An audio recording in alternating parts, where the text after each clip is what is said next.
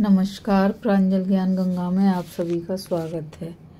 कल हमने कथा में श्री व्यास जी और गांधारी के सामने संजय का राजा धृतराष्ट्र को श्री कृष्ण का महात्म सुनाने की कथा को सुना था।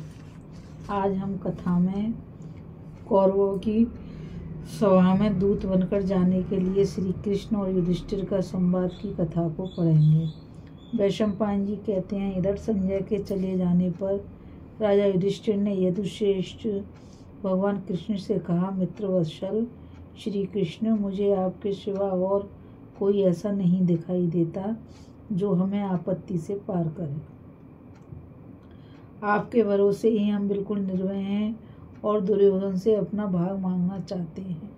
श्री कृष्ण ने कहा, राजन, मैं तो आपकी सेवा में उपस्थित ही हूँ। आप जो कुछ कहना चाहें वह कहिए। आप जो जो आज्ञा करेंगे वह सब मैं पूर्ण करूँगा। युधिष्ठिर ने कहा, राजा धृतराष्ट्र और उनके पुत्र जो कुछ करना चाहते हैं वह तो आपने सुन ही लिया। संजय ने हमसे जो कुछ कहा है वह सब उन्हीं का मत है, क्योंकि दूत तो स्वामी के कथनानुसार ही कहा करता है। यदि वह कोई दूसरी बात कहता है तो प्राण दंड का अधिकारी समझा जाता है। राजा धृतराष्ट्र को राज्य का बड़ा लोभ है, इसी से वे हमारे और कौरवों के प्रति समान भावना रखकर हमें राज्य दिए बिना ही संधि करना चाहते हैं। हम तो यही समझकर कि महाराज धृतराष्ट्र अपने वचन का पालन करेंगे, उनकी आज्ञा से 12 वर्ष वन में रहे और 1 वर्ष अज्ञातवास किया, किंतु इन्हें तो बड़ा लोभ जान पड़ता है। ये धर्म का कुछ विचार भी नहीं कर रहे हैं तथा अपने मूर्ख पुत्र के मोहपाश में फंसे होने के कारण उसी की आज्ञा बजाना चाहते हैं। हमारे साथ तो इनका बिल्कुल बनावटी बर्ताव है। जनार्दन, जरा सोचिए तो इससे बढ़कर दुख की और क्या बात होगी कि मैं ना तो माता जी की ही सेवा कर सकता हूँ और न अपने संबंधियों का भरण पोषण ही। यद्यपि काशीराज, चेदीराज, पांचाल नरेश, मत्स्यराज और आप मेरे सहायक हैं, तो भी मैं केवल 5 गांव ही मांग रहा हूँ। मैंने तो यही कहा है कि अविस्थल, ब्रकस्थल, महाकंदी, वारणावत और 5वां जो वे चाहें ऐसे 5 गांव या नगर हमें दे दें, जिससे हम 5 भाई मिलकर रह सकें और हमारे कारण भरत वंश का नाश ना हो। परंतु दुष्ट दुर्योधन इतना भी करने को तैयार नहीं है। वह सब पर अपना ही दखल रखना चाहता है। लोभ से बुद्धि मारी जाती है, बुद्धि नष्ट होने से लज्जा नहीं रहती, लज्जा के साथ ही धर्म चला जाता है और धर्म गया कि स्त्री भी विदा हो जाती है। स्त्रीहीन पुरुष से स्वजन, सुहृदय और ब्राह्मण लोग दूर रहने लगते हैं। जैसे पुष्प फलहीन वृक्ष को छोड़कर पक्षी उड़ जाते हैं, निर्धन अवस्था बड़ी ही दुखमयी है। कोई कोई तो इस अवस्था में पहुंचकर मौत ही मांगने लगते हैं। कोई किसी दूसरे गांव या वन में जा बसते हैं और कोई मौत के मुख में ही चले जाते हैं। जो लोग जन्म से ही निर्धन हैं उन्हें इसका उतना कष्ट नहीं जान पड़ता जितना कि लक्ष्मी पाकर सुख में पले हुए लोगों को धन का नाश होने पर होता है। माधव, इस विषय में हमारा पहला विचार तो यही है कि हम और कौरव लोग आपस में संधि करके शांतिपूर्वक समान रूप से उस राज्य लक्ष्मी को भोगें, और यदि ऐसा न हुआ तो अंत में हमें यही करना होगा कि कौरवों को मारकर यह सारा राज्य हम अपने अधीन कर लें। युद्ध में तो सर्वदा कलह ही रहता है और प्राण भी संकटग्रस्त रहते हैं। मैं तो नीति का आश्रय लेकर ही युद्ध करूंगा, क्योंकि मैं ना तो राज्य छोड़ना चाहता हूँ और न कुल का नाश हो, यही मेरी इच्छा है। यूँ तो हम साम दान दंड भेद सभी उपायों से अपना काम कर लेना चाहते हैं, किंतु यदि थोड़ी नम्रता दिखाने से संधि हो जाए तो वही सबसे बढ़कर बात होगी, और यदि संधि ना हुई तो युद्ध होगा ही। फिर पराक्रम न करना अनुचित ही होगा। जब शांति से काम नहीं चलता तो स्वतः ही कटुता आ जाती है। पंडितों ने इसकी उपमा कुत्तों के कलह से दी है। कुत्ते पहले पूंछ हिलाते हैं, इसके बाद एक दूसरे का दोष देखने लगते हैं, फिर गुर्राना आरंभ करते हैं, इसके पश्चात दांत दिखाना और भौंकना शुरू करते हैं और फिर युद्ध होने लगता है। उनमें जो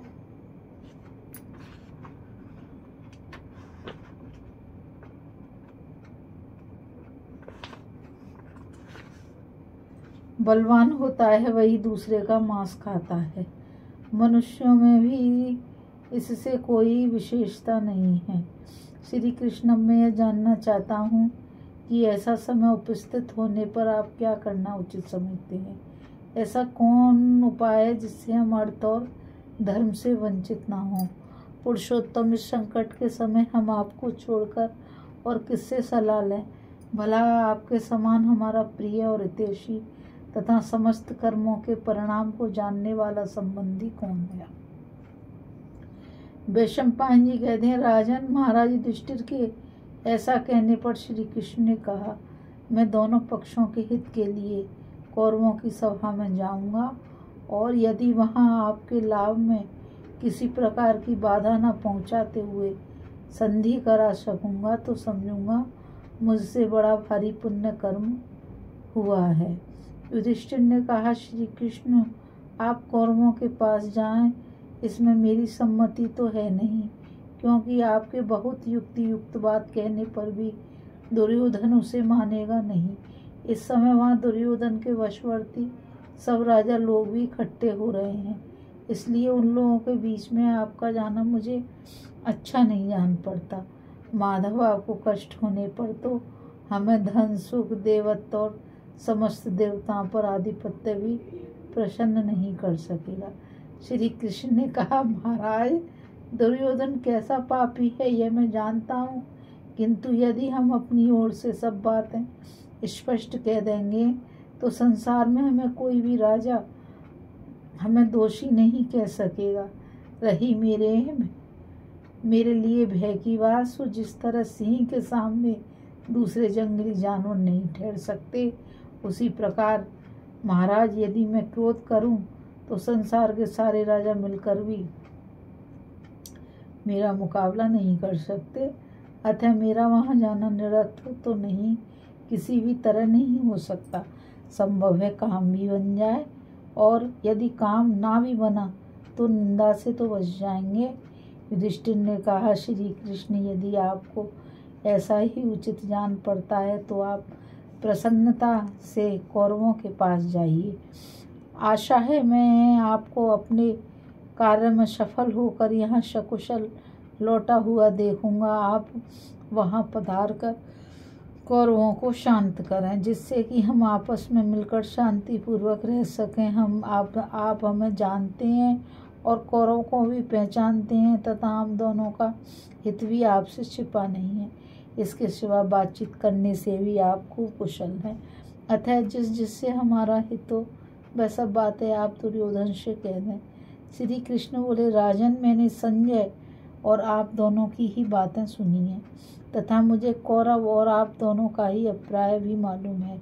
आपकी बुद्धि धर्म का आश्रय लिए हुए है और उनकी शत्रुता में डूबी हुई है। आप तो उसी को अच्छा समझेंगे जो बिना युद्ध किए मिल जाएगा, परंतु महाराज, यह क्षत्रिय का नैष्टिक स्वाभाविक कर्म नहीं है। सभी आश्रम वालों का कहना है कि क्षत्रियों को भीख नहीं मांगनी चाहिए। इसके लिए तो विधाता ने यही सनातन धर्म बताया है कि या तो संग्राम में विजय प्राप्त करो या फिर मर जाओ। यही क्षत्रिय का स्वधर्म है। दीनता उसके लिए प्रशंसा की चीज नहीं है। राजन, दीनता का आश्रय लेकर क्षत्रिय की जीविका नहीं चल सकती। अतः आप भी पराक्रम पूर्वक शत्रुओं का दमन कीजिए। धृतराष्ट्र के पुत्र बड़े लोभी हैं। इधर बहुत दिनों से साथ रहकर उन्होंने स्नेह का बर्ताव करके अनेकों राजाओं को अपना मित्र बना लिया है। इससे उनकी शक्ति भी बहुत बढ़ गई है, इसलिए वे आपसे संधि कर लें, ऐसी तो कोई सूरत दिखाई नहीं देती मुझे। इसके सिवा भीष्म, कृपाचार्य आदि के कारण वे अपने आप को बहुत बलवान समझते हैं। अतः जब तक आप उनके साथ नरमी का बर्ताव करेंगे तब तक वे आपके राज्य को हड़पने का ही प्रयत्न करेंगे। राजन, ऐसे कुटिल स्वभाव और आचरण वालों के साथ आप मेल मिलाप करने का प्रयत्न ना करें। आप ही के नहीं, वे तो सभी लोगों के बद्ध है। जिस समय जुए का खेल हुआ था और पापी दुशासन असहाय के समान रोती हुई द्रौपदी को उसके केश पकड़कर राजसभा में खींच लाया था, उस समय दुर्योधन ने भीष्म और द्रोण के सामने भी उसे बार बार गो कहकर पुकारा था। इस अवसर पर अपने महापराक्रमी भाइयों को आपने रोक दिया था। इसी से धर्म पाश में बन जाने के कारण इन्होंने उसका कुछ भी प्रतिकार नहीं किया महाराज, किंतु दुष्ट और अधम पुरुष को तो मार ही डालना चाहिए। अतः आप किसी प्रकार का विचार न करके इसे मार डालिए। हाँ, आप तो पितृतुल्य धृतराष्ट्र और पितामह भीष्म के प्रति नम्रता का भाव दिखा रहे हैं, यह तो आपके योग्य ही है। अब मैं कौरवों की सभा में जाकर सब राजाओं के सामने आपके सर्वांगीण गुणों को प्रकट करूँगा और दुर्योधन के दोष बताऊँगा। मैं वे ही बातें कहूँगा जो धर्म और अर्थ के अनुकूल होंगी। शांति के लिए प्रार्थना करने पर भी आपकी निंदा नहीं होगी। सब राजा धृतराष्ट्र और कौरवों की ही निंदा करेंगे। मैं कौरवों के पास जाकर इस प्रकार संधि के लिए प्रयत्न करूँगा जिससे आपके स्वार्थ साधन में भी कोई त्रुटि न आवे तथा उनकी गतिविधि को भी मालूम कर लूँगा। मुझे तो पूरा यही भान होता है कि शत्रुओं के साथ हमारा संग्राम ही होगा महाराज, क्योंकि मुझे ऐसे ही शकुन हो रहे हैं। अतः आप सभी वीरगण एक निश्चय करके शस्त्र, यंत्र, कवच, रथ, हाथी और घोड़े तैयार कर लें। इनके सिवा जो और भी युद्ध उपयोगी सामग्रियां हों वे सब जुटा लें। यह निश्चय माने कि जब तक दुर्योधन जीवित है तब तक वह तो किसी भी प्रकार आपको कुछ नहीं देगा। इस कथा में बस इतना ही। अभी हम कथा में कौरवों की सभा में दूत बनकर जाने के लिए श्री कृष्ण और युधिष्ठिर के संवाद को पढ़ रहे थे। अब हम आगे कथा में श्री कृष्ण के साथ भीमसेन, अर्जुन, नकुल, सहदेव और सात्यकी की बातचीत की कथा को पढ़ेंगे। अब मुझे इस कथा में बस इतना ही। अब मुझ गीता रावत को आज्ञा दीजिए। कल फिर मिलेंगे नई कथा के साथ। और मैं आप सभी से यही कहना चाहूँगी कि इस चैनल को ज़्यादा से ज़्यादा लाइक, शेयर और सब्सक्राइब करिए ताकि ये अमूल्य ज्ञान अधिक से अधिक लोगों तक पहुँच सके। राधे राधे। जय श्री कृष्णा। नमस्कार।